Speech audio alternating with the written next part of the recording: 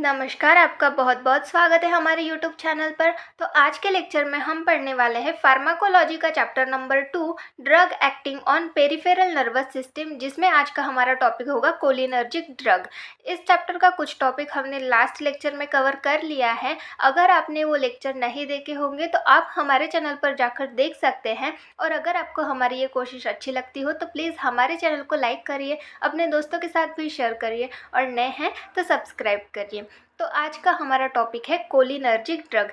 इससे पहले हम सिलेबस में देख लेते हैं कि इस चैप्टर में हमें कौन कौन से टॉपिक कवर करने हैं, क्योंकि लास्ट लेक्चर में मैं आपको सिलेबस नहीं दिखा पाई थी क्योंकि उस टाइम मेरे पास सिलेबस अवेलेबल नहीं था। तो आज के लेक्चर में हम देखेंगे कि हमें सिलेबस के अकॉर्डिंग इस चैप्टर में कौन कौन से टॉपिक कवर करने हैं। तो आज का हमारा चैप्टर है drug acting on peripheral nervous system. तो इसमें हमारा सबसे पहला टॉपिक है step involve in neurohumoral transmission. तो ये जो हमारा सबसे पहला टॉपिक है ये हमने लास्ट लेक्चर में कवर कर लिया है।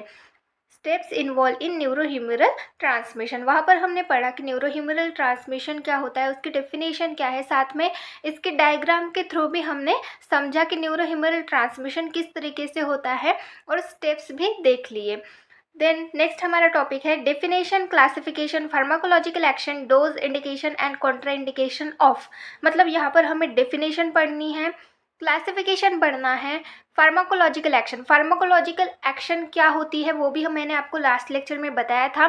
फार्माकोलॉजिकल एक्शन मतलब किसी भी ड्रग की जो एक्शन होती है हमारे डिफरेंट ऑर्गन्स पे, उसको हम बोलते हैं फार्माकोलॉजिकल एक्शन। मतलब कोई एक पर्टिकुलर ड्रग है जो कि हमारे बॉडी में जाके हमारे किसी ऑर्गन पे जाके एक्ट करता है, तो वो हो गई उसकी फार्माकोलॉजिकल एक्शन।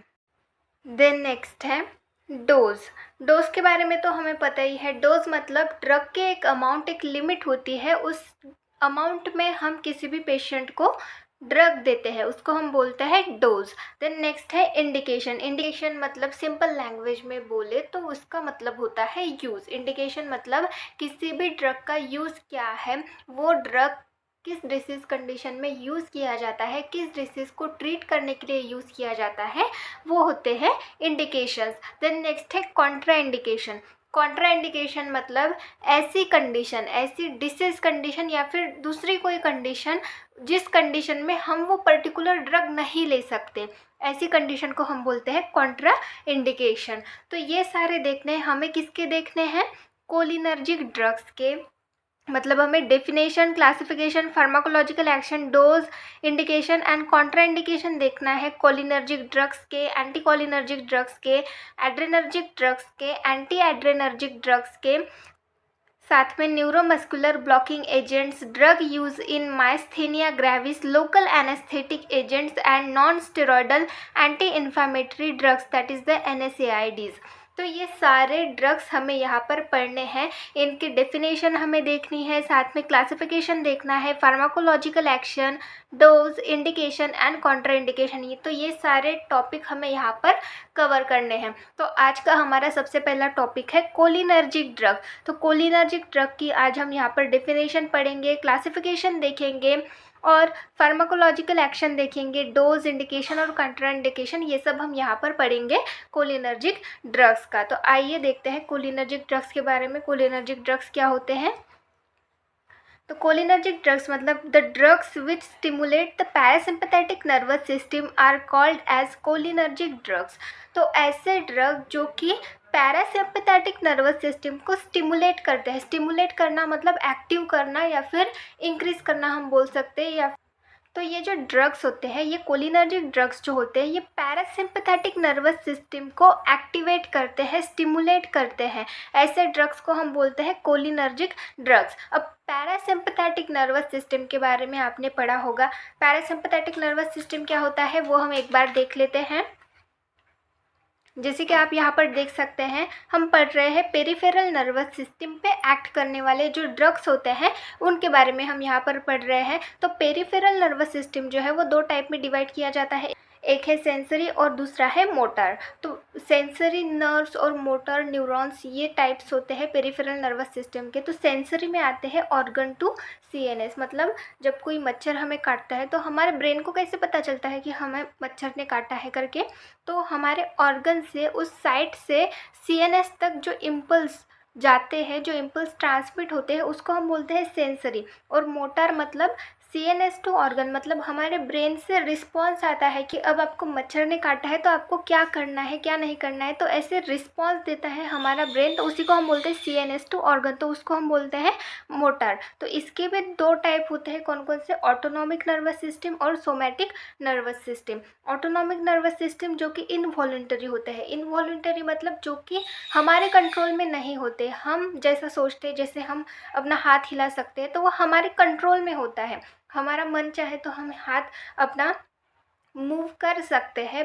अगर हम नहीं चाहते अपना हाथ मूव करना तो हम नहीं कर सकते, तो ये इनवॉल्यूंटरी वॉल्यूंटरी होता है। तो इनवॉल्यूंटरी मतलब हमारे विल पावर के अगेंस्ट, हमारे विल पावर के अंडर में ये नहीं होता है। ऑटोनॉमिक वो ऑटोमेटिक होते हैं। हम ये जो ऑटोनॉमिक नर्वस सिस्टम है ये इनवॉल्यूंटरी होती है। इनवॉल्यूंटरी मतलब जो हमारी मर्जी से नहीं हो सकती, ये ऑटोनॉमिक है मतलब ये ऑटोमेटिक होती है, हम चाहे या ना चाहे ये होगी ही, ये ऑटोनॉमिक है। ऑटोनॉमिक नर्वस सिस्टम, यहाँ पर इनवॉल्यूंटरी मूवमेंट्स होते हैं। इनवॉल्यूंटरी मतलब जो हमारे इंटेस्टाइन है या फिर हमारा ईसोफेगस है वहाँ पर मूवमेंट होती है, तो वो हमारे विल पावर के अकॉर्डिंग होती है कि हम चाहते हैं इसलिए वो होती है कि वहाँ पर मूवमेंट नहीं होती। वो ऑटोनॉमिक नर्वस सिस्टम में आती है, वो इनवॉल्यूंटरी है मतलब हमारे विल पावर के अंडर नहीं होती है। और जो सोमैटिक नर्वस सिस्टम होती है वो वॉल्यूंटरी होती है, मतलब जो हम कर सकते हैं, हम मूवमेंट हमारी मर्ज़ी से कर सकते हैं, उसको हम बोलते हैं वॉल्यूंटरी। हमारी मर्ज़ी के साथ जो हम मूवमेंट करते हैं, जैसे हमें हाथ को मूव करना है हमारे, तो हम वो हमारी मर्ज़ी होती है, वहाँ पर हमारी मर्ज़ी होती है, हम हाथ मूव कर सकते हैं, हम ना चाहे तो नहीं कर सकते, तो वो होते हैं सोमैटिक नर्वस सिस्टम। तो ये जो ऑटोनॉमिक नर्वस सिस्टम है ये फिर से दो टाइप में डिवाइड की गई है। जो इनवॉल्यूंटरी मूवमेंट होते हैं वो दो टाइप में डिवाइड किए रहते हैं, कौन कौन से, सिंपैथेटिक नर्वस सिस्टम और पैरासिम्पैथेटिक नर्वस सिस्टम। तो ये पेरिफेरल नर्वस सिस्टम में जो इनवॉल्यूंटरी मूवमेंट्स होते हैं, जो हमारे विल पावर के अकॉर्डिंग नहीं होते, उनमें से ये सिंपैथेटिक नर्वस सिस्टम और पैरासिम्पैथेटिक नर्वस सिस्टम ये दो टाइप होते हैं इसके। उनमें से ये जो पैरासिम्पैथेटिक नर्वस सिस्टम होते हैं इसको एक्टिवेट करते हैं, स्टिमुलेट करते हैं, ऐसे ड्रग्स को हम बोलते हैं कोलिनर्जिक ड्रग्स। ये जो कोलिनर्जिक ड्रग्स यहाँ पर हम पढ़ने वाले हैं, ये जो है ये पैरासिम्पैथेटिक नर्वस सिस्टम को एक्टिवेट करते हैं, स्टिमुलेट करते हैं। तो इनके बारे में देखेंगे। देन नेक्स्ट है क्लासिफिकेशन। हमने डेफिनेशन देख ली कोलिनर्जिक ड्रग्स की, बहुत ही आसान सी डेफिनेशन है। The drug which stimulate the parasympathetic nervous system are called as cholinergic drugs, मतलब ऐसे ड्रग जो कि पैरासिम्पैथेटिक नर्वस सिस्टम को एक्टिवेट करते हैं, स्टिमुलेट करते हैं। देन नेक्स्ट है क्लासिफिकेशन। तो कोलिनर्जिक ड्रग्स का क्लासिफिकेशन हम यहाँ पर देखेंगे। कोलिनर्जिक ड्रग ये कैटेगरी हो गई, इसका क्लासिफिकेशन है, इसके अंदर कुछ ड्रग्स है उनकी भी एक कैटेगरी है, तो वो हम यहाँ पर देखेंगे। तो सबसे पहली है ester of choline. Ester of choline का एग्जाम्पल है acetyl choline and carbachol. Then next है कोलिनोमाइमेटिक एल्कलॉइड्स, इसका एग्जाम्पल है पिलोकार्पिन। एंड थर्ड है कोलिनोइस्टरेज इनहिबिटर, इसका एग्जाम्पल है फिजोस्टिगमिन एंड नियोस्टिगमिन। इस तरीके से कोलिनर्जिक ड्रग्स के 3 क्लासेस होते हैं और उनके अलग अलग एग्जाम्पल्स यहाँ पर हमें दिए गए हैं। ये जो पिलोकार्पिन है, फिजोस्टिगमिन है, नियोस्टिगमिन, जो एसिटिल कोलिन और कार्बाकॉल है, ये ड्रग्स है, ये मेडिसिन है और ये इनके क्लासेस है। ये कोलिनिस्टरेज इनहिबिटर, कोलिनोमाइमेटिक अल्कोलॉइड्स, ये क्लासेस है इन ड्रग्स के। तो ये क्लासिफिकेशन आपको याद करना पड़ेगा क्योंकि क्लासिफिकेशन पूछते हैं पेपर में, तो इसलिए आपको ये क्लासिफिकेशन याद करना पड़ेगा। तो ये हमने कोलिनर्जिक ड्रग्स का क्लासिफिकेशन देख लिया। तो यहाँ पर अब हम इन क्लासिफिकेशंस के बारे में 1 बाय 1 पढ़ेंगे। ये जो ड्रग्स यहाँ पर हमें दिए गए हैं इन्हीं के हमें फार्माकोलॉजिकल एक्शन, कॉन्ट्रा इंडिकेशन और इंडिकेशंस के बारे में देखना है। तो सबसे पहले हम देखेंगे ester of choline. Cholinergic drug के क्लासिफिकेशन का फर्स्ट क्लास है ईस्टर ऑफ कोलिन। तो ईस्टर ऑफ कोलिन के हमने एग्जांपल्स देखे थे, कौन कौन से एग्जांपल्स है, एसिटिल कोलिन, कार्बाकॉल एंड मीथाकोलिन। तो ये ईस्टर ऑफ कोलिन के एग्जांपल्स है। ये जो एसिटिल कोलिन है, मीथाकोलिन है, कार्बाकॉल है, ये ड्रग्स हैं, ये मेडिसिन्स है जो हम स्पेसिफिक डिसीज़ कंडीशंस को ट्रीट करने के लिए यूज़ करते हैं। तो इनके हम फार्माकोलॉजिकल एक्शन देखेंगे, इंडिकेशन, कॉन्ट्रा इंडिकेशन और डोज देखेंगे यहाँ पर। तो सबसे पहले हम यहाँ पर फार्माकोलॉजिकल एक्शन देखेंगे। फार्माकोलॉजिकल एक्शन मतलब मैंने आपको बताया था, फार्माकोलॉजिकल एक्शन मतलब कि ड्रग की एक स्पेसिफिक एक्शन होती है, उसको हम बोलते हैं फार्माकोलॉजिकल एक्शन। हमारे ऑर्गन्स पे ड्रग्स का एक इफ़ेक्ट होता है, वो इफ़ेक्ट शो करते हैं, उसको हम बोलते हैं फार्माकोलॉजिकल एक्शन, जिसमें हम सबसे पहले पढ़ेंगे मस्कैरिनिक एक्शन। अब ये मस्कैरिनिक एक्शन क्या होती है? मस्कैरिनिक और निकोटिनिक, ये दो वर्ड आप याद रखिए, क्योंकि इनके बारे में डिटेल में हम आगे पढ़ेंगे और ये वर्ड्स हमें आगे आएंगे ही। तो ये मस्कैरिनिक एक्शन मतलब क्या होती है? हमारे बॉडी में रिसेप्टार्स प्रेजेंट होते हैं। रिसेप्टार्स मतलब हमने न्यूरोह्यूमरल ट्रांसमिशन की जब डायग्राम देखी, वहाँ पर रिसेप्टार्स देखे थे।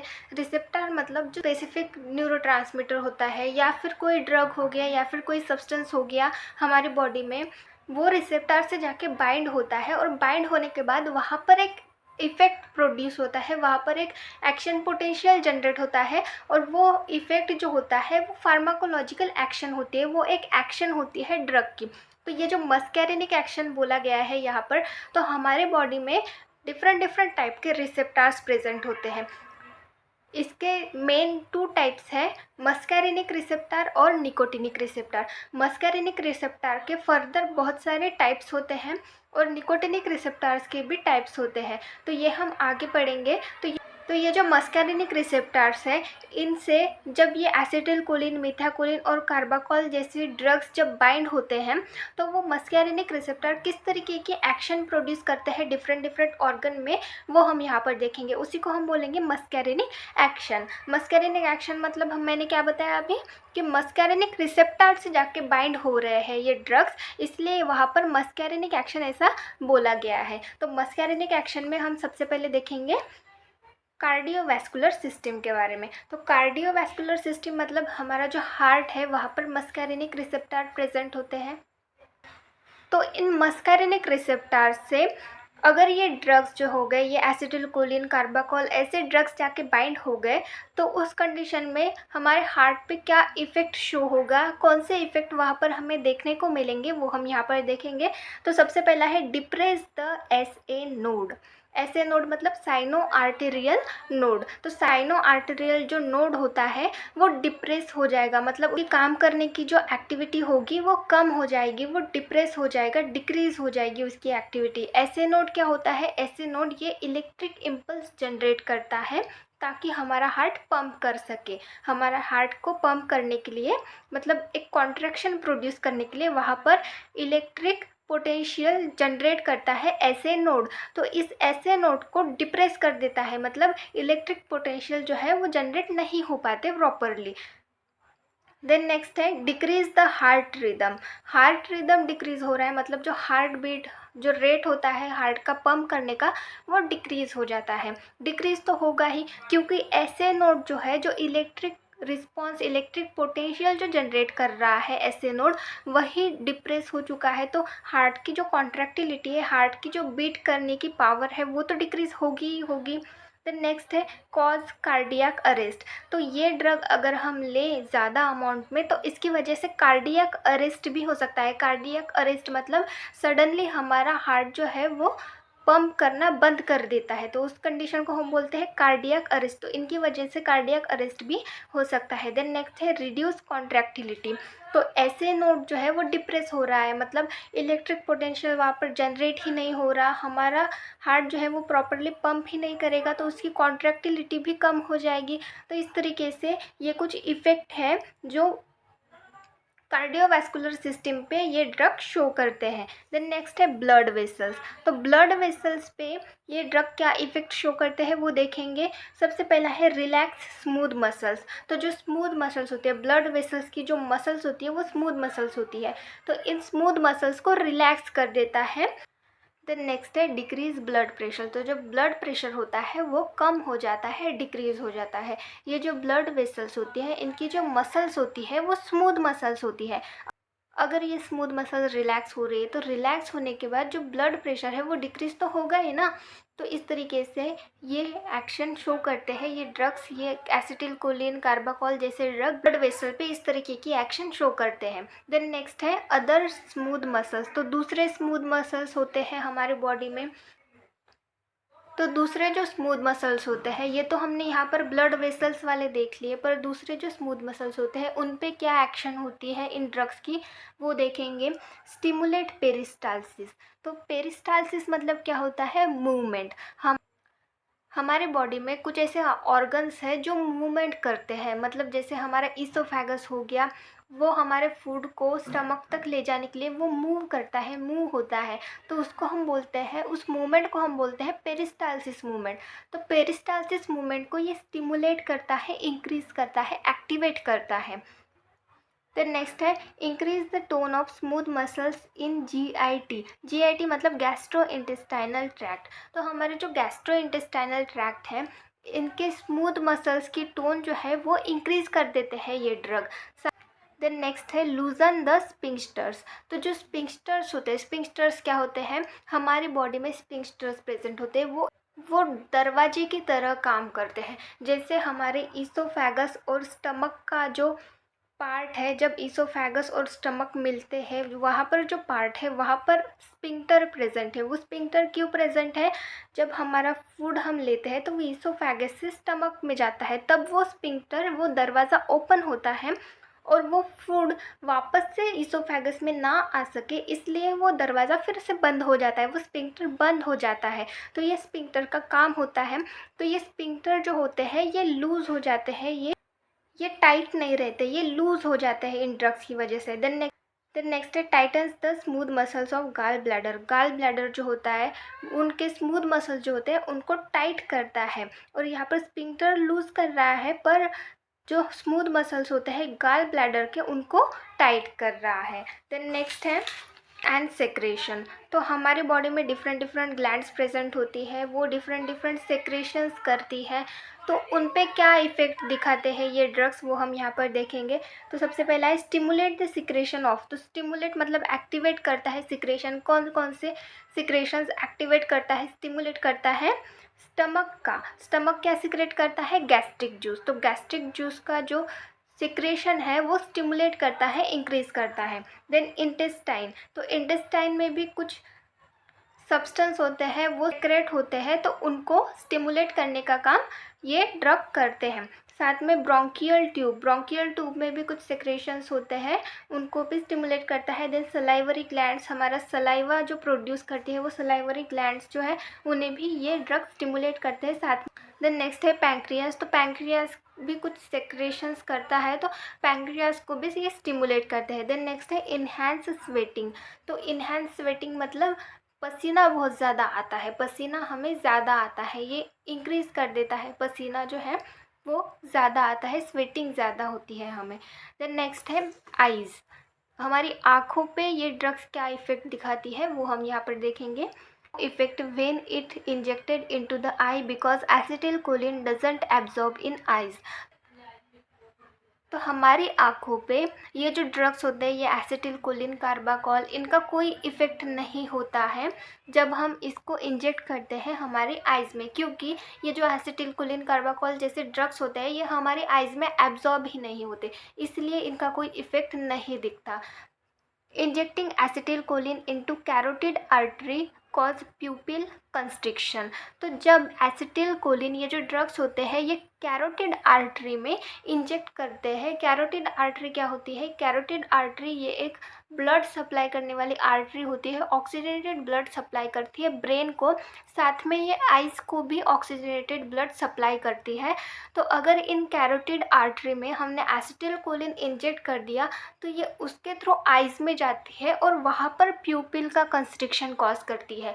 प्यूपिल मतलब जो हमारे आइज़ में ब्लैक ब्लैक डॉट दिखता है, एकदम सेंटर में ब्लैक जो डॉट होता है वो होता है हमारा प्यूपिल, तो उसका कंस्ट्रिक्शन होता है, वो सिकुड़ जाता है जब एसिटिलकोलिन हम कैरोटिड आर्टरी में इंजेक्ट करते हैं। तो नेक्स्ट क्या होता है, कॉन्ट्रैक्ट्स द सिलियरी मसल्स। हमारी आइज़ में सिलियरी मसल्स प्रेजेंट होती है। हमारी आइज़ की एक लेयर होती है जो सबसे इनर वाली लेयर होती है, वो होती है सिलियरी मसल्स की लेयर, तो उसको कॉन्ट्रैक्ट कर देती है।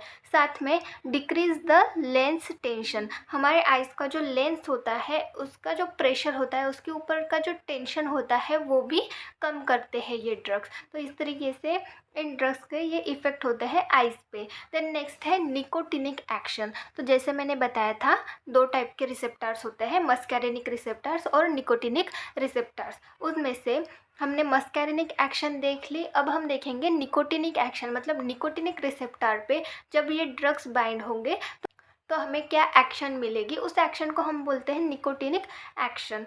तो सबसे पहले हम इसमें देखेंगे ऑटोनॉमिक गैंग्लिया। तो ऑटोनॉमिक गैंग्लिया पे इस ड्रग का क्या इफ़ेक्ट होगा वो हम यहाँ पर देखेंगे, स्टिमुलेट ऑटोनॉमिक गैंग्लिया। तो ये जो ड्रग्स होते हैं ये ऑटोनॉमिक गैंग्लिया को स्टिमुलेट करते हैं। और ये ऑटोनॉमिक गैंग्लिया जो होते हैं ये स्पाइनल कॉर्ड के पास प्रेजेंट होते हैं, जो एक इलेक्ट्रिक पोटेंशियल, एक एक्शन पोटेंशियल जो है वो अराइज करते हैं, जनरेट करते हैं, जो सीएनएस से, सेंट्रल नर्वस सिस्टम से पेरीफेरी का जो पार्ट होता है हमारा, उसमें भेजने के लिए एक एक्शन पोटेंशियल ये जनरेट करते हैं ऑटोनॉमिक गैंग्लिया। तो इन ऑटोनॉमिक गैंग्लिया को ये ड्रग्स स्टिमुलेट करते हैं, इनकी एक्टिविटी बढ़ाते हैं। देन नेक्स्ट है एड्रेनल मेडुला। एड्रेनल मेडुला मतलब आपको पता होगा, एड्रेनल मेडुला मतलब जो हमारे किडनी के ऊपर जो ग्लैंड होती है, एड्रेनल ग्लैंड जिसको हम बोलते हैं, उसमें एड्रेनल कॉर्टेक्स और एड्रेनल मेडुला इस तरीके के 2 पार्ट्स होते हैं। तो उनमें से जो एड्रेनल मेडुला होता है वहाँ पर ये ड्रग्स अपना इफ़ेक्ट शो करते हैं। तो किस तरीके के इफ़ेक्ट होते हैं इनके वो देखते हैं।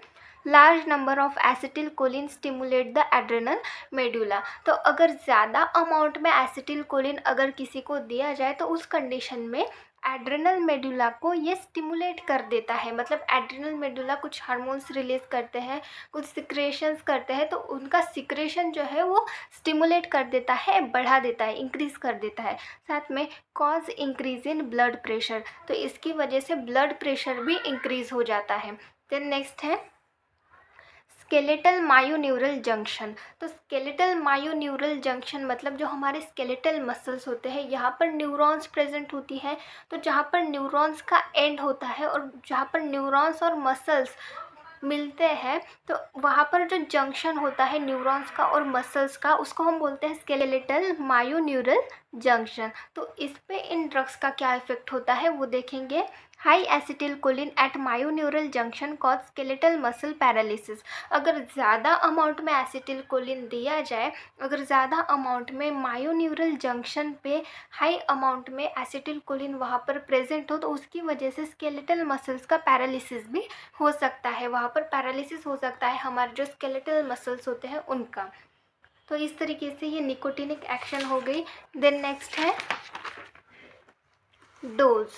यहाँ पर हम डोज देखेंगे कि जो यहाँ पर हमने ड्रग्स देखे, एसिटिलकोलिन, कार्बाकॉल, मीथाकोलिन, तो इनकी अमाउंट कितनी होनी चाहिए, कितने अमाउंट में हम ये पेशेंट को दे सकते हैं वो हम यहाँ पर देखेंगे। तो एसिटिलकोलिन जो है वो 0.5 to 2 ml हम दे सकते हैं इंट्राओक्यूलर रूट। इंट्राओक्यूलर रूट मतलब जो हमारे आइस के थ्रू होता है, आइस के रूट से इसको हम दे सकते हैं। देन नेक्स्ट है कार्बाकॉल, दैट इज़ द 0.5 ml। देखिए कितने कम अमाउंट में, इनका अमाउंट बहुत कम होना चाहिए, 0.5 ml में ये दिया जाता है। कार्बाकॉल जो ड्रग है ये 0.5 ml में दिया जाता है। ये भी इंट्राओक्यूलर रूट से ही दिया जाता है, मतलब आइस के रूट से ये दिया जाता है। देन नेक्स्ट है मीथाकोलिन। मीथाकोलिन कितने अमाउंट में दिया जाता है, 0.016 to 16 mg/ml थ्रू इन्हेलेशन। मतलब इन्हेलेशन के थ्रू ये ड्रग मीथाकोलिन ये दिया जाता है। तो इस तरीके से ये डोज हो गए इन ड्रग्स के। देन नेक्स्ट है इंडिकेशन।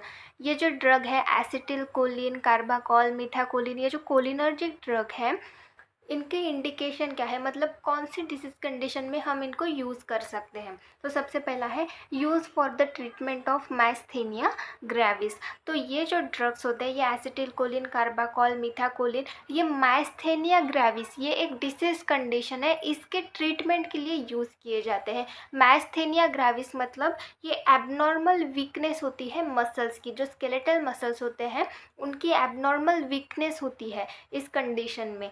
ये ऑटोइम्यून डिसऑर्डर है, इसमें एबनॉर्मल वीकनेस देखी जाती है मसल्स की। तो इस कंडीशन को हम बोलते हैं माइस्थेनिया ग्रेविस। तो इस कंडीशन को ट्रीट करने के लिए ये ड्रग्स यूज़ किए जाते हैं, ये कोलिनर्जिक ड्रग यूज़ किए जाते हैं। देन नेक्स्ट है treatment of mild to moderate Alzheimer's disease.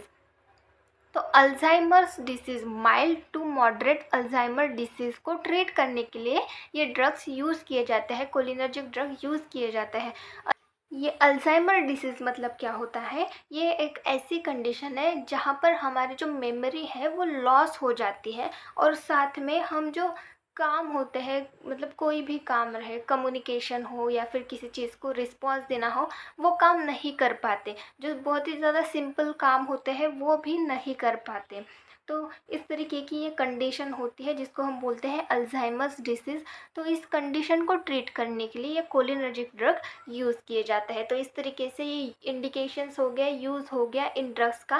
Then next है कॉन्ट्रा इंडिकेशन। कॉन्ट्रा इंडिकेशन मतलब ऐसी कौन सी कंडीशंस होती हैं जिस कंडीशन में हम ये ड्रग्स यूज़ नहीं कर सकते। तो सबसे पहली है एलर्जी। अगर किसी को एसिटिलकोलिन, कार्बाकॉल या फिर मीथाकोलिन ऐसे के कोलिनर्जिक ड्रग्स से किसी को भी अगर एलर्जी है, तो उस कंडीशन में हम उस पेशेंट को ये ड्रग्स नहीं दे सकते। देन नेक्स्ट है प्रेगनेंसी। अगर कोई प्रेग्नेंट लेडी है तो उसको भी हम ये ड्रग्स नहीं दे सकते। देन नेक्स्ट है कोरोनरी डिसीज़। तो कोरोनरी डिसीज़ अगर किसी में हो तो उसको भी हम ये ड्रग नहीं दे सकते। हमने फार्माकोलॉजिकल एक्शन में भी देखा था, वहाँ पर ये कार्डियक अरेस्ट कॉज कर सकता है, और साथ में हमारा जो ऐसे नोड होता है उसको भी डिप्रेस करता है, हमारे रिदम भी जो है, हार्ट बीट जो है वो भी कम कर देता है। तो ये जो ड्रग है ये पहले से ही हमें कार्डियक अरेस्ट कॉज कर सकता है, या फिर हमारे ऐसे नोड जो है उसको डिफ्रेस कर सकता है। पहले से ही पेशेंट में कोरोनरी डिसीज़ का कंडीशन है, उसको हम ऊपर से ये ड्रग्स देंगे तो उसके लिए और भी ज़्यादा हार्मफुल हो सकता है, उसकी जान भी जा सकती है इसकी वजह से। इसीलिए ये कोरोनरी डिसीज़ अगर किसी में हो तो ये जो ड्रग्स है ये हम उसको नहीं दे सकते। देन नेक्स्ट है अस्थमा। अस्थमा मतलब जहाँ पर हम ऑक्सीजन की कमी बोल सकते हैं, अस्थमा होता है कुछ पेशेंट में, उनको हम ये ड्रग्स नहीं दे सकते। देन नेक्स्ट है hepatic dysfunctioning, that is the liver damage. Hepatic dysfunctioning मतलब हमारा लीवर सही से काम नहीं करता, उसको हम बोलते हैं लीवर डैमेज। लीवर डैमेज होने के बाद सही से काम नहीं कर सकता, हमारा लीवर डैमेज है, तो उस कंडीशन में हम ये ड्रग्स पेशेंट को नहीं दे सकते। देन नेक्स्ट है ब्रैडीकार्डिया। ब्रैडीकार्डिया मतलब डिक्रीज हार्ट रेट। ये जो ड्रग्स है ये हार्ट रेट जो है ये डिक्रीज़ ही करते हैं। हमने फार्माकोलॉजिकल एक्शन में देखा, हार्ट रिदम जो है ये कम करते हैं, डिक्रीज़ करते हैं। और अगर पहले से ही पेशेंट को ब्रैडीकार्डिया है, मतलब उसकी जो हार्ट रेट है वो पहले से ही कम है, और ऊपर से हम ये ड्रग दे रहे हैं, ये ड्रग क्या करेंगे, फिर से उसकी जो हार्ट रेट है वो और भी ज़्यादा कम कर देंगे। तो इसकी वजह से उनका हार्ट जो है वो प्रॉपरली पंप नहीं कर पाएगा। अगर हार्ट ही पंप नहीं कर पाएगा तो वो ज़्यादा देर तक सर्वाइव कर पाएंगे क्या, नहीं कर पाएंगे। तो इसी वजह से अगर किसी को ब्रैडीकार्डिया हो तो उस पेशेंट को ये ड्रग्स नहीं दिए जा सकते। देन नेक्स्ट है पेप्टिक अल्सर। पेप्टिक अल्सर मतलब हम बोल सकते हैं सोर्स, जिसको हम बोलते हैं छाले। तो ये छाले हो जाते हैं, हमारे जो गैस्ट्रोइंटेस्टाइनल ट्रैक्ट की लाइनिंग होती है वहाँ पर छाले हो जाते हैं, सोर्स हो जाते हैं, उस कंडीशन को हम बोलते हैं पेप्टिक अल्सर। तो इस कंडीशन में भी हम किसी भी पेशेंट को ये ड्रग्स नहीं दे सकते। देन नेक्स्ट है arrhythmia, that is the problem with rhythm. तो अगर किसी का हार्ट प्रॉपरली पंप नहीं हो रहा है तो उस कंडीशन को हम बोलते हैं अरिथमिया। तो इस कंडीशन में भी हम किसी को भी, किसी भी पेशेंट को ये ड्रग्स नहीं दे सकते, कोलिनर्जिक ड्रग नहीं दे सकते। तो इस तरीके से ये कॉन्ट्राइंडिकेशंस हो गए। तो यहाँ पर हमने ये जो कोलिनर्जिक ड्रग का सबसे पहला क्लास है ईस्टर ऑफ कोलिन, उसके फार्माकोलॉजिकल, उसके ड्रग्स देख लिए पहले, उसका फार्माकोलॉजिकल एक्शन देख लिया, उनके ड्रग्स जो है उनका फार्माकोलॉजिकल एक्शन, डोज, इंडिकेशन और कॉन्ट्रा इंडिकेशन हमने यहाँ पर देख लिया।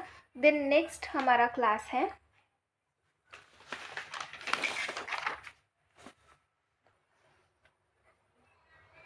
कोलिनिस्टरेज इनहिबिटर या फिर जिसको हम बोलते हैं एंटी कोलिनिस्टरेज, ये हमने देखा था, ये थर्ड टाइप का क्लास है। जो हमारा कोलिनोमाइमेटिक अल्कलॉइड्स है वो ज़्यादा इम्पॉर्टेंट नहीं है, इसलिए उसको हम नहीं पढ़ेंगे। हम पढ़ेंगे यहाँ पर कोलिनिस्टरेज इनहिबिटर और एंटी कोलिनिस्टरेज। तो ये जो कोलिनिस्टरेज इनहिबिटर या फिर एंटी कोलिनिस्टरेज ये क्या होते हैं, ये मैं आपको सबसे पहले समझा के देती हूँ। ये जो कोलिनिस्टरेज होता है, ये कोलिनिस्टरेज जो है ये एक केमिकल है, ये एक सब्सटेंस है जो कि हमारी बॉडी में प्रेजेंट रहता है। ये जो सब्सटेंस होता है ये हमारी बॉडी में जो एसिटिल कोलिन होता है उसको इनहिबिट कर देता है, एसिटिल कोलिन को डिस्ट्रॉय कर देता है। तो एसिटिल कोलिन हमारे बॉडी में acetylcholine as a neurotransmitter करके भी काम करता है और हम एज अ मेडिसिन करके भी एसिटिल कोलिन को यूज़ करते हैं। तो एसिटिल कोलिन जो है वो हमारी बॉडी में भी प्रोड्यूस होता है। तो ये जो कोलिनिस्टरेज ये सब्सटेंस जो है ये उस एसिटिल कोलिन को डिस्ट्रॉय कर देता है। तो एसिटिल कोलिन हमारी बॉडी में डिस्ट्रॉय ना हो, वो रिलीज़ होता रहे, उसके लिए एक कोलिनिस्टरेज इनहिबिटर या फिर एंटी कोलिनिस्टरेज होते हैं। मतलब कोलिनिस्टरेज को इनहिबिट करने वाले ड्रग्स यहाँ पर हम देखेंगे, जिसको हम एंटी कोलिनिस्टरेज भी बोल सकते हैं। मतलब कोलिनिस्टरेज को इनहिबिट करने वाले ये ड्रग्स हम यहाँ पर देखेंगे। तो कौन कौन से ड्रग्स हैं? फिजोस्टिगमिन एंड नियोस्टिगमिन। ये जो फिजोस्टिगमिन नियोस्टिगमिन ये ड्रग्स है ये इस कोलिनिस्टरेज ये सब्सटेंस जो होता है इसको इनहिबिट कर देते हैं। तो ये जो ड्रग्स हो गए इसको हम बोलेंगे कोलिनिस्टरेज इनहिबिटर्स। तो इनके बारे में देखेंगे। True and pseudocholinesterase enzymes are inhibited by these drugs which cause increase in concentration of acetylcholine at cholinergic sites. तो कोलिनिस्टरेज जो होते हैं वो दो टाइप के होते हैं, ट्रू कोलिनिस्टरेज और सूडो कोलिनिस्टरेज होते हैं।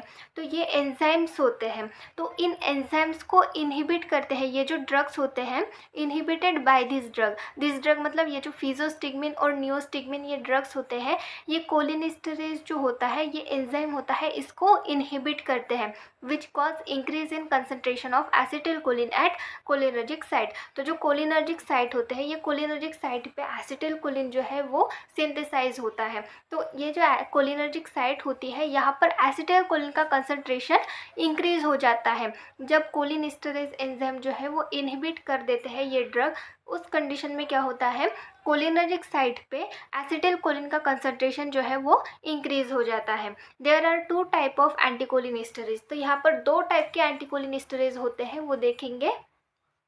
सबसे पहला है रिवर्सिबल एंटीकोलिनिस्टरेज, सेकंड है इरिवर्सिबल एंटीकोलिनिस्टरेज। रिवर्सिबल एंटीकोलिनिस्टरेज मतलब ये कोलिनिस्टरेज जो होता है ये कोलिनिस्टरेज को रिवर्सिबली इनहिबिट कर देते हैं। रिवर्सिबली इनहिबिट कर देते हैं मतलब ये जो कोलिनिस्टरेज है इसको इनएक्टिवेट कर देते हैं। कुछ ड्रग्स होते हैं वो कोलिनिस्टरेज को इनएक्टिवेट कर देते हैं, पर वो कुछ टाइम के बाद एक्टिवेट हो जाता है, उसको हम बोलते हैं रिवर्सिबल एंटीकोलिनिस्टरेज। मतलब ये रिवर्सिबल प्रोसेस होती है, वो इनहिबिट भी कर सकते हैं और साथ में वो कुछ टाइम बाद एक्टिवेट हो सकता है।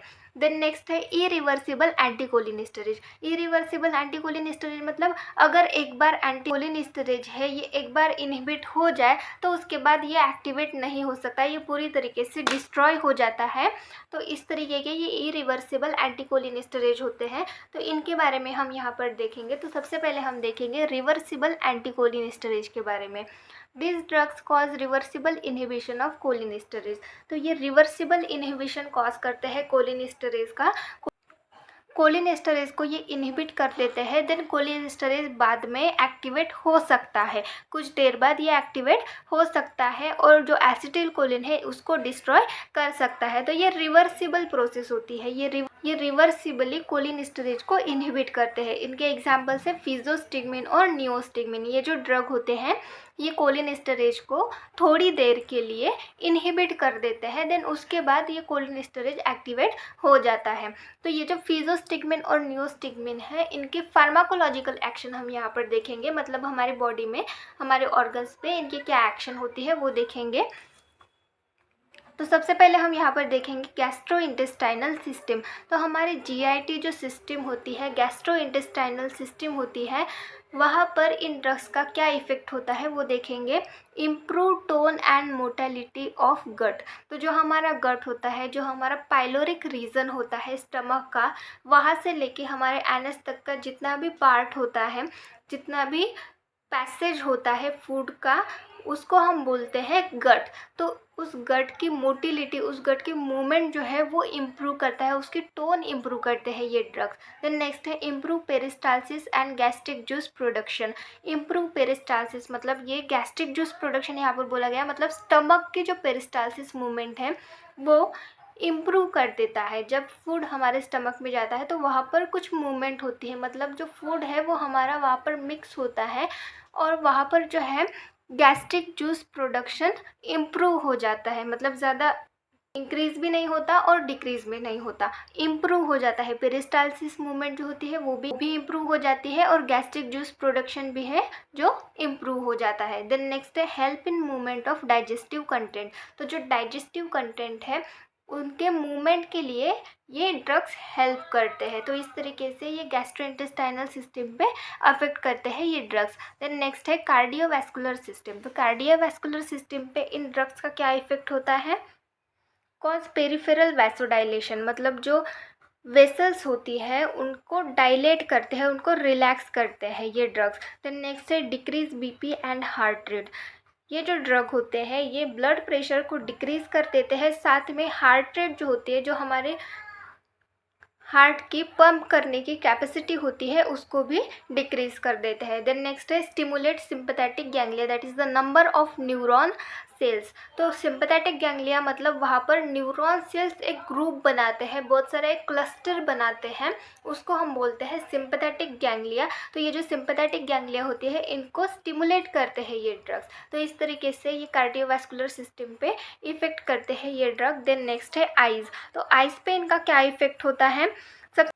सबसे पहला है मायोसिस। मायोसिस मतलब कंस्ट्रिक्शन, मतलब हमारे आई का कंस्ट्रिक्शन होना, उनको कंस्ट्रिक्ट करते हैं, हमारे आई में जो मसल्स है उनको कंस्ट्रिक्ट कर देते हैं ये ड्रग्स। देन नेक्स्ट है drop intraocular tension. Intraocular tension मतलब हमारे आइज़ में जो टेंशन होता है, जो प्रेशर होता है, वो हमारे आइज़ में विस्कस फ्लूइड्स प्रेजेंट होते हैं। तो विस्कस फ्लूइड जो प्रेजेंट होता है वहाँ पर एक टेंशन, एक प्रेशर प्रोड्यूस होता है, तो उस प्रेशर को हम बोलते हैं इंट्राऑकुलर प्रेशर, इंट्राऑकुलर टेंशन। तो उस इंट्राऑकुलर टेंशन को ड्रॉप कर देता है, डिक्रीज कर देता है, कम कर देता है। देन नेक्स्ट है मिसलेनियस। Different secretion. तो हमारे बॉडी में ग्लैंड्स प्रेजेंट है डिफरेंट, तो कुछ सेक्रेशंस हैं उनको ये ड्रग स्टिमुलेट कर देते हैं। देन नेक्स्ट है कॉज ब्रोंकियल कंस्ट्रिक्शन। तो ये जो ड्रग होते हैं ये ब्रोंकाइज को कंस्ट्रिक्ट करते हैं। तो इस तरीके से ये फार्माकोलॉजिकल एक्शन हो गई इन ड्रग्स के। देन नेक्स्ट है डोज। इस ड्रग का डोज कितना लेना पड़ता है? फिजोस्टिगमिन और नियोस्टिगमिन का डोज कितना लेना पड़ता है वो देखेंगे। फिजोस्टिगमिन का 0.5 to 2 mg IV रूट के थ्रू, IV रूट मतलब इंट्राविनस रूट के थ्रू ये ड्रग लेते हैं, और नियोस्टिगमिन 0.03 to 0.07 mg पर kg IV रूट के थ्रू ये लेते हैं, मतलब ये भी इंट्राविनस रूट के थ्रू ही लिया जाता है। देन नेक्स्ट है इंडिकेशन। इंडिकेशन मतलब ये जो ड्रग्स है ये कौन से डिसीज कंडीशन को ट्रीट करने के लिए यूज़ किए जाते हैं? Use to treat glaucoma. तो ग्लूकोमा ये एक ऐसी कंडीशन है, ग्लूकोमा ये एक आइज़ का डिसऑर्डर है जहाँ पर जो हमारी ऑप्टिक नर्व होती है, हमारे आइज़ में ऑप्टिक नर्व प्रेजेंट होती है, वो डैमेज हो जाती है, जिसकी वजह से हमें प्रॉपरली दिखना बंद हो जाता है, ब्लाइंडनेस आ जाती है। तो ये ऑप्टिक नर्व डैमेज होने की वजह से ये जो कंडीशन है ये अराइज होती है, जिसको हम बोलते हैं ग्लूकोमा। तो इसको ट्रीट करने के लिए ये ड्रग्स यूज़ किए जाते हैं। देन नेक्स्ट है use in the treatment of myasthenia gravis. तो माइस्थेनिया ग्रेविस मैंने आपको अभी बताया, माइस्थेनिया ग्रेविस मतलब एक एबनॉर्मल वीकनेस आ जाती है हमारे स्केलेटल मसल्स में, उस कंडीशन को हम बोलते हैं माइस्थेनिया ग्रेविस। तो इस कंडीशन को ट्रीट करने के लिए भी ये ड्रग्स यूज़ किए जाते हैं। ये जो फिजोस्टिगमिन और नियोस्टिगमिन है ये ड्रग्स यूज़ किए जाते हैं। देन नेक्स्ट है कॉन्ट्राइंडिकेशन, मतलब ऐसी कौन सी कंडीशन है जिसमें हम ये ड्रग्स यूज़ नहीं कर सकते? तो सबसे पहले है हाइपर सेंसिटिविटी। अगर किसी को इन ड्रग्स से सेंसिटिविटी है, हाइपर सेंसिटिविटी है, तो उस कंडीशन में हम ये ड्रग्स किसी भी पेशेंट को नहीं दे सकते। देन नेक्स्ट है पल्मोनरी डिसीज़। पल्मोनरी डिसीज़ मतलब लंग से रिलेटेड कोई भी डिसीज़ अगर किसी पेशेंट को हो तो उस कंडीशन में ये ड्रग्स हम उस पेशेंट को नहीं दे सकते। देन नेक्स्ट है डायबिटीज़ मिलाइटिस। डायबिटीज़ मिलाइटिस मतलब हमारी बॉडी में जो शुगर का कंसंट्रेशन है वो इंक्रीज़ हो जाना, मतलब हाई ब्लड शुगर हम जिसको बोलते हैं उसी को डायबिटीज़ मिलाइटिस बोलते हैं। तो अगर किसी पेशेंट में डायबिटीज़ मिलाइटिस है, उनका ब्लड शुगर लेवल ज़्यादा है, तो उस कंडीशन में हम ये ड्रग नहीं दे सकते उस पेशेंट को। देन नेक्स्ट है कार्डियोवैस्कुलर डिसीज़। तो कार्डियोवैस्कुलर डिसीज़ मतलब अगर किसी को हार्ट से रिलेटेड कोई डिसीज़ कंडीशन है तो उस कंडीशन में भी हम ये ड्रग्स उस पेशेंट को नहीं दे सकते। तो इस तरीके से ये हमने रिवर्सिबल एंटीकोलिनेस्टरेज के बारे में देख लिया, जिनके एग्जाम्पल थे फिजोस्टिकमिन एंड नियोस्टिकमिन। देन नेक्स्ट हम देखेंगे इरिवर्सिबल एंटीकोलिनेस्टरेज। तो इरिवर्सिबल एंटीकोलिनेस्टरेज क्या होते हैं? ये कोलिनेस्टरेज को अगर एक बार इनहिबिट कर दे तो वो पूरी तरीके से डिस्ट्रॉय हो जाता है, वो फिर से एक्टिवेट नहीं हो पाता। This drug cause irreversible inhibition of cholinesterase, मतलब कोलिनेस्टरेज जो है वो फिर से एक्टिवेट नहीं हो पाता है। एग्जाम्पल है ऑर्गेनोफॉस्फोरस कंपाउंड। तो ऑर्गेनोफॉस्फोरस जो कंपाउंड होते हैं वो कोलिनेस्टरेज को इरिवर्सिबली इनहिबिट कर देते हैं। Organophosphorus compounds are potent cholinesterase inhibitor. तो ये जो ऑर्गेनोफॉस्फोरस कंपाउंड होते हैं ये पोटेंट कोलिनेस्टरेज इनहिबिटर होते हैं। पोटेंट मतलब स्ट्रॉन्ग हम बोल सकते हैं, स्ट्रॉन्ग कोलिनेस्टरेज इनहिबिटर्स होते हैं। देन नेक्स्ट है ऑर्गेनोफॉस्फोरस कंपाउंड पॉइजनिंग। तो ऑर्गेनोफॉस्फोरस ये जो कंपाउंड होते हैं इनकी पॉइजनिंग भी हो सकती है, तो उसकी भी कुछ टाइप्स होते हैं वो हम यहाँ पर देखेंगे। पॉइजनिंग विद दिस कंपाउंड में occur due to following reason. तो यहाँ पर कुछ रीजंस होते हैं उसके अकॉर्डिंग स्पेसिफाई किया गया है, तो वो हम देखेंगे।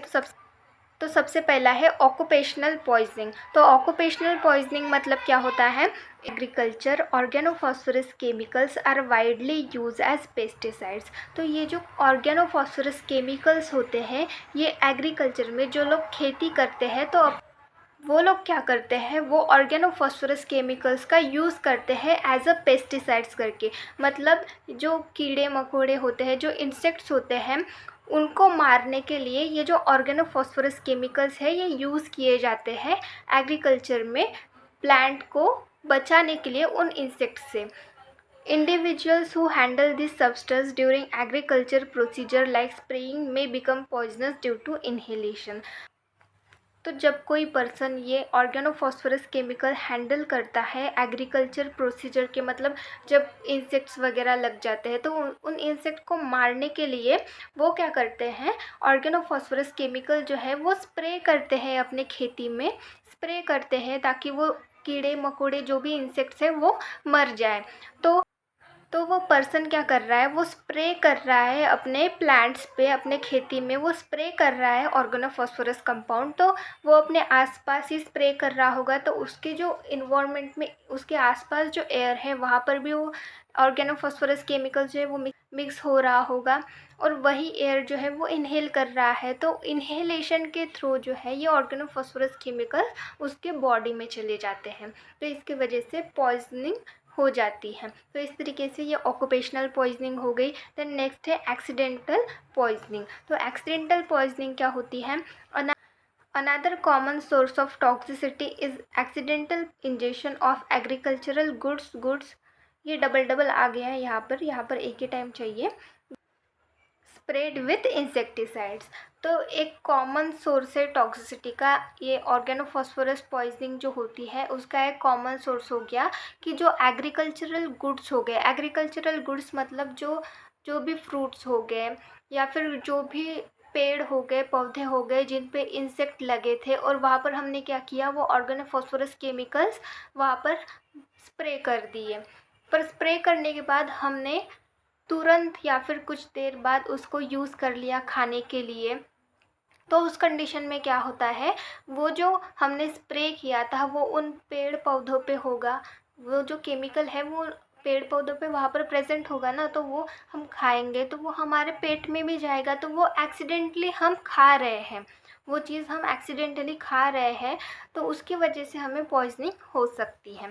To avoid this agricultural good should be wash and clean before injection. तो ये अवॉइड करने के लिए जो भी एग्रीकल्चरल गुड्स होते हैं, मतलब जो भी सब्जी हो गई या फिर कोई फ्रूट्स हो गया, तो ये जो एग्रीकल्चरल गुड्स होते हैं इनको अच्छे से वॉश करना चाहिए और क्लीन करना चाहिए खाने से पहले। इंजेक्शन मतलब हम जो खाते हैं उसी को हम बोलते हैं इंजेक्शन। तो इंजेक्शन से पहले, खाने से पहले जो भी फ्रूट है या फिर जो भी सब्ज़ी है, वेजिटेबल्स है, उनको प्रॉपरली वॉश करके ही खाना चाहिए। देन नेक्स्ट है इंटेंशनल पॉइजनिंग। इंटेंशनल पॉइजनिंग क्या होती है? Intentional injection of this compound for committing suicide is another way of poisoning. तो इंटेंशनल इंजेक्शन मतलब कोई जानबूझकर ये ऑर्गेनोफॉस्फोरस कंपाउंड इंजेस्ट कर रहा है, खा रहा है, ताकि वो सुसाइड कर सके। मतलब सुसाइड करने के लिए भी ये इस कंपाउंड यूज़ करते हैं कुछ लोग, ताकि हो और वो सुसाइड कर सके। तो ये इंटेंशनल पॉइजनिंग। तो इस तरीके से ये 3 टाइप के पॉइजनिंग्स होते हैं ऑर्गेनोफॉस्फोरस कंपाउंड के। देन नेक्स्ट है सिम्टम्स ऑफ पॉइजनिंग। तो पॉइजनिंग के सिम्टम्स क्या दिखते हैं? सबसे पहला है एनोरेक्सिया। एनोरेक्सिया ये कंडीशन होती है जहाँ पर फैट होने से डर लगता है। तो इस कंडीशन में क्या होता है, जो पर्सन होता है वो ठीक से खाना नहीं खा पाता। तो ये एक कंडीशन हो गई। देन नेक्स्ट है वोमिटिंग हो जाती है, डायरिया हो जाता है, साथ में नवजिया भी हो जाता है। तो इस तरीके से सिम्टम्स दिखते हैं। देन नेक्स्ट है ट्रीटमेंट फॉर पॉइजनिंग। तो इस तरीके से हम ट्रीट कर सकते हैं, वो हम यहाँ पर देखेंगे। In case of injection gastric lavage is necessary. तो अगर किसी ने ऑर्गेनोफॉस्फोरस कंपाउंड इंजेस्ट किया है तो उस कंडीशन में गैस्ट्रिक लीवेज नेसेसरी होता है, ज़रूरी होता है। गैस्ट्रिक लीवेज क्या होता है? ये एक प्रोसीजर होती है, एक मेडिकल प्रोसीजर है। अगर किसी ने पॉइज़न लिया है या फिर किसी भी तरीके की कोई चीज़ जो कि नहीं लेनी चाहिए, बॉडी के लिए हार्मफुल होती है, तो उस कंडीशन में अगर हमें थोड़ी देर में ही, पॉइज़न लेने के बाद थोड़ी देर में ही पता चला, तो उस कंडीशन में गैस्ट्रिक लीवेज करते हैं। मतलब जो हमारा स्टमक होता है वहाँ का जितना भी कंटेंट होता है, जितने भी सब्सटेंस हमारे स्टमक में प्रेजेंट होते हैं, वो एक ट्यूब के थ्रू बाहर निकाले जाते हैं। हमारे नोज़ के थ्रू या फिर माउथ के थ्रू वो ट्यूब हमारे स्टमक तक डाली जाती है, स्टमक में डाली जाती है, और स्टमक का जितना भी कंटेंट होता है वो सारा निकाला जाता है। तो इस तरीके से जो पॉइज़न है वो भी निकल जाता है। देन नेक्स्ट है injection of atropine sulphate bye IV route. तो एट्रोपिन सल्फेट ये एक ड्रग है हमारा, इसका अगर इंजेक्शन हम किसी पेशेंट को दें और ऑर्गेनोफॉस्फोरस कंपाउंड के पॉइजनिंग में, तो ऑर्गेनोफॉस्फोरस कंपाउंड के पॉइजनिंग को हम ट्रीट कर सकते हैं। मतलब हम इस पॉइजनिंग को कम कर सकते हैं, और ये आईवी रूट से दिया जाता है, इंट्राविनस रूट से दिया जाता है। Then injection of pralidoxime by IV route. तो प्रेलिडॉक्सिम ये भी एक ड्रग है जो कि आईवी रूट से दिया जाता है ऑर्गेनोफॉस्फोरस कंपाउंड की पॉइजनिंग को ट्रीट करने के लिए। तो इस तरीके से ये ट्रीटमेंट होते हैं ऑर्गेनोफॉस्फोरस कंपाउंड के। तो यहाँ पर हमने कोलिनर्जिक ड्रग के बारे में पढ़ लिया है। आज के लेक्चर में बस इतना ही। देन नेक्स्ट हमारा टॉपिक होगा एंटी कोलिनर्जिक ड्रग्स। हमने कोलिनर्जिक ड्रग्स पूरी तरीके से कंप्लीट कर लिया है। हमने उसकी डेफिनेशन देखी, उसका क्लासिफिकेशन देखा, साथ में उनमें जो ड्रग्स आते हैं, कोलिनर्जिक जो ड्रग्स होते हैं, उनके फार्माकोलॉजिकल एक्शन, डोज, इंडिकेशन और कॉन्ट्रा इंडिकेशन भी देख लिए उनके क्लासेस के साथ। और पूरा जो कोलिनर्जिक ड्रग ये टॉपिक है ये हमने कंप्लीट कर लिया है। तो आज के लेक्चर में बस इतना ही। नेक्स्ट जो हमारा टॉपिक है वो है एंटी कोलिनर्जिक ड्रग, वो हम नेक्स्ट लेक्चर में देखेंगे। Thank you.